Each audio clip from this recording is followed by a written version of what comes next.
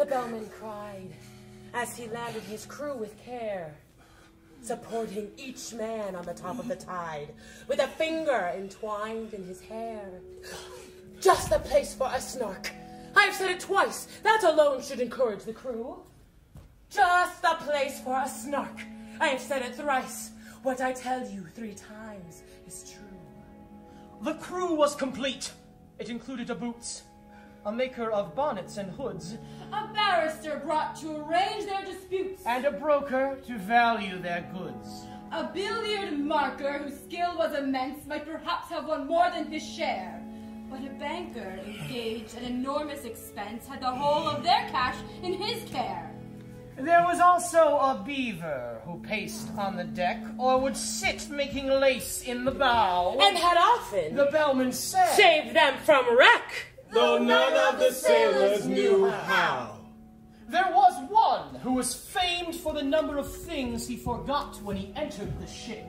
His umbrella, his watch, all his jewels, and rings, and the clothes he had brought for the trip. He had 42 boxes, all carefully packed, with his name painted clearly on each. But since he omitted to mention the fact, they were all left behind on the beach. The loss of his clothes hardly mattered because he had 7 coats on when he came, with 3 pairs of boots. But the worst of it was, he had wholly forgotten his name. He would answer to, hi, or any loud cry, fry me, or fritter my wig, to, whatchamacallit, or, what was his name? But especially Thingamajig. While for those who preferred a more forcible word, he had different names from these. His intimate friends called him Candling, and his enemies toasted cheese. His form is ungainly, his intellect small, so the bellman would often remark. But his courage is perfect, and that, after all, is a thing one needs with a Snark. He would joke with hyenas, returning their stare with an impudent wag of the head, and he once went a walk paw in paw with a bear. just to keep up its spirits, He said. He came as a baker, but owned when too late. and it drove the poor bellman half mad. He could only bake bride cake, for which, I may state, no materials were to be had. the last of the crew needs a special remark, though he looked an incredible dunce. He had just one idea, but that one being Snark! The good bellman engaged him at once. He came as a butcher, but gravely declared when the ship had been sailing a week, he could only kill beavers. The bellman looked scared and was almost too frightened to speak. But at length he explained in a tremulous tone there was only one beaver on board, and that was a tame one he had of his own, whose death would be deeply deplored. The beaver, who happened to hear the remark, protested with tears in his eyes. That's not even the rapture of hunting a Snark could atone for that dismal surprise. He strongly suggested the butcher should be conveyed in a separate ship.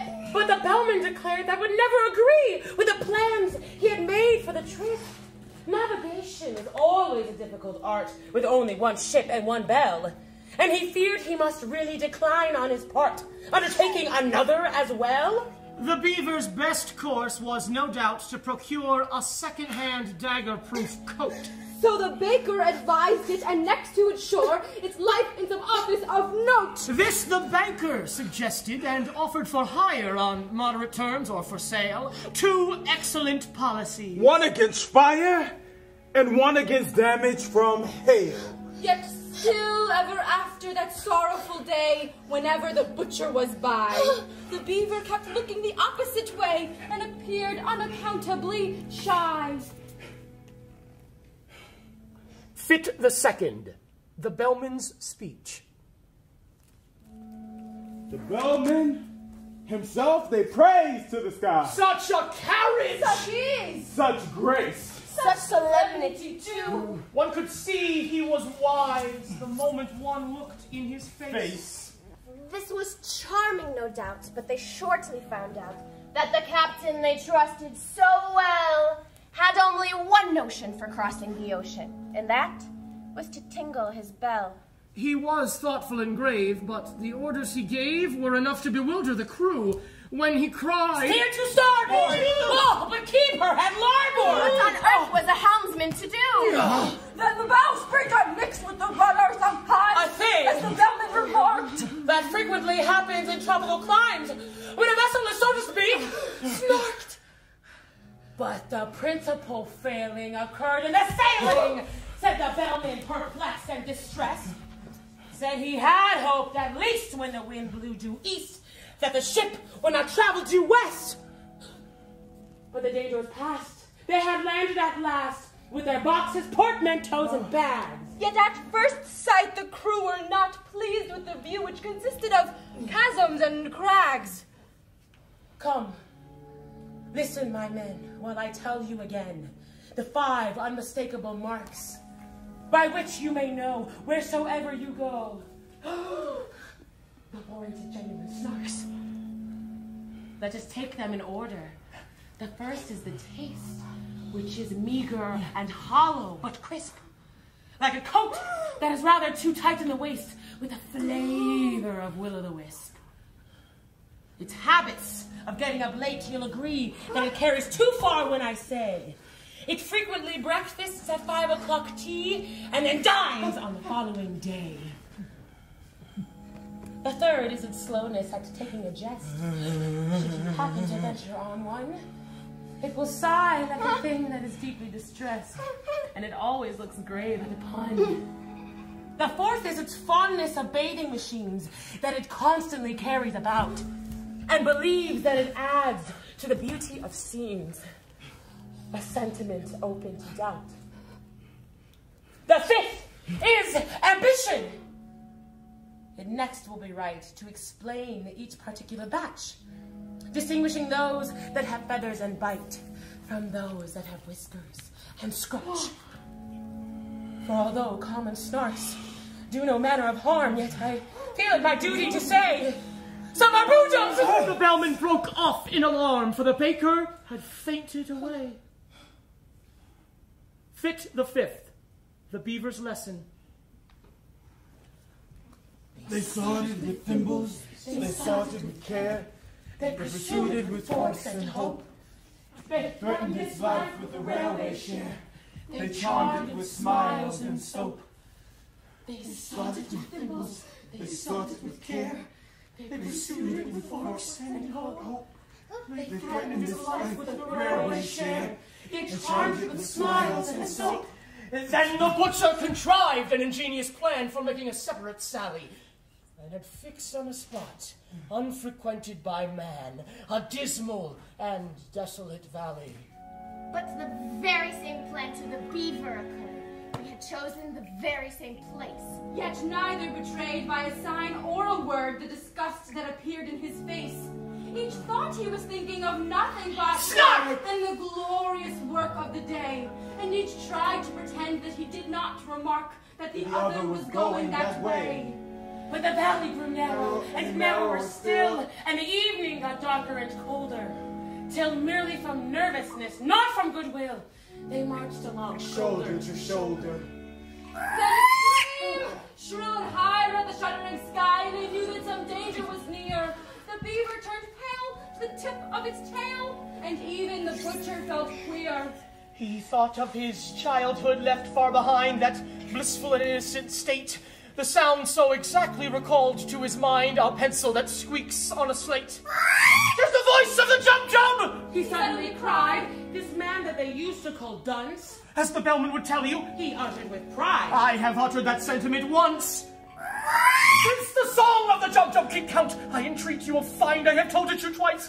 'Tis the note of the Jum-Jum. The proof is complete, if only I've uttered it thrice. In his genial way, he proceeded to say, forgetting all laws of propriety, and that giving instruction without introduction would have caused quite a thrill in society. As to temper, the Jub-Jub's a desperate bird, since it lives in perpetual passion. Its taste in costume is entirely absurd. It is ages ahead of the fashion, but it knows any friend it has met once before, it never will look at a bribe, and in charity meetings, it stands at the door and collects, though it does not subscribe. Its flavor, when cooked, is more exquisite far than mutton or oysters or eggs. Some think it keeps best in an ivory jar, and some in mahogany kegs. You boil it in sawdust, you salt it in glue, you condense it with locusts and tape, still keeping one principal object in view, to preserve its symmetrical shape. For the bellman would gladly have talked till next day, but he felt that the lesson must end, and he wept with delight in attempting to stay. He considered the beaver his friend. Fit the 7th, the banker's fate. They started with thimbles, they started with care. They pursued it with forks and hope. They threatened its life with the railway share. They charmed it with smiles and soap. Then the banker, inspired with a courage so new, it was matter for general remark, rushed madly ahead and was lost to their view in his zeal to discover the Snark. But while he was seeking with thimbles and care, Bandersnatch swiftly drew nigh and grabbed at the banker, who shrieked in despair, for he knew it was useless to fly. He offered large discount.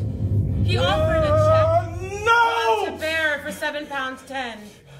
But the Bandersnatch merely extended its neck and snapped at the banker again. Without rest or pause, while those frumious jaws went savagely snapping around, he skipped and he hopped and he floundered and flopped, till fainting he fell to the ground. The Bandersnatch fled as the others appeared, led on by that fear-stricken yell, and the bellman remarked, "He is just as fear," and solemnly tolled on his bell. He was black in the face, and they scarcely could trace any likeness to what he had been, while so great was his fright that his waistcoat turned white. What a wonderful thing to be seen. To the horror of all who were present that day, he uprose in full evening dress, and with senseless grimaces endeavored to say what his tongue could no longer express. Down he sank in a chair, ran his hands through his hair, and chanted in mimsiest tones words whose utter inanity proved his insanity, while he rattled a couple of bones. Leave him here to his fate. It is getting so late, the bellman exclaimed in a fright. We have lost half the day. Any further delay, we shan't catch a Snark before night.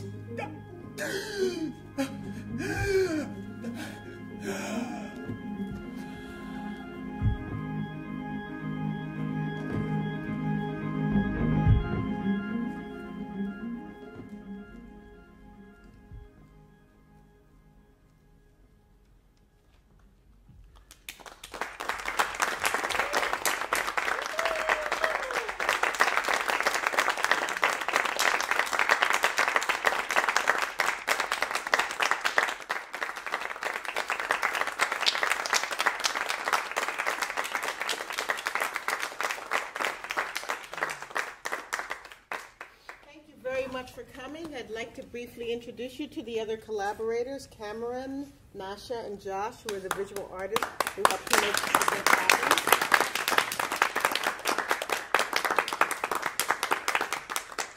Briefly, this is a workshop production of a longer poem called The Hunting of the Snark by Lewis Carroll, which is subtitled An Agony in 8 Fits.